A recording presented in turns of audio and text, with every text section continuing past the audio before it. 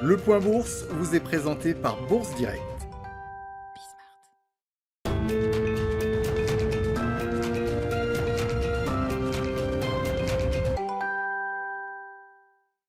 Bonjour à tous, la tendance est dans le vert depuis l'ouverture sur le CAC 40 alors que les investisseurs parisiens suivent aujourd'hui le compte-rendu de politique monétaire de la BCE dans une séance également marquée par de nombreux résultats d'entreprise.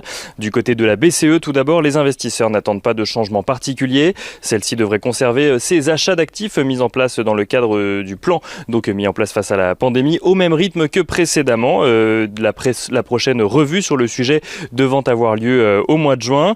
Du côté des résultats d'entreprise, ils sont nombreux aujourd'hui. Le secteur du luxe, tout d'abord, confirme son dynamisme avec Hermès qui signe une des plus fortes hausses du CAC 40 ce matin après avoir annoncé une accélération de ses ventes au premier trimestre.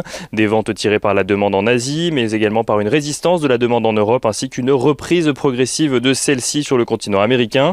Dans les faits, Hermès voit son chiffre d'affaires progresser de 44% à 2,08 milliards d'euros, soit près de 2 fois plus que les attentes des analystes qui anticipaient une croissance de 24% de son chiffre d'affaires. Autre valeur parmi les plus fortes hausses ce matin, Pernod Ricard annonce viser une croissance opérationnelle aux alentours de 10% pour l'ensemble de son exercice décalé. Le premier trimestre 2021, qui correspond au troisième trimestre de son exercice, a vu ses ventes repartir de l'avant en progression de 12,6% sur un an.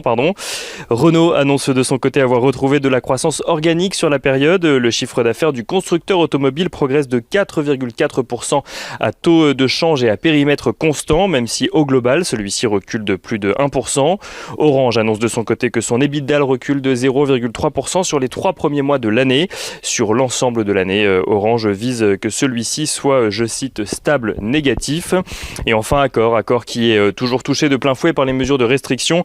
Accor qui annonce un chiffre d'affaires en fort recul au premier trimestre 2021. Mais Accor qui s'estime cependant confiant dans la reprise lorsque les mesures de restriction seront levées, notamment sur le continent européen.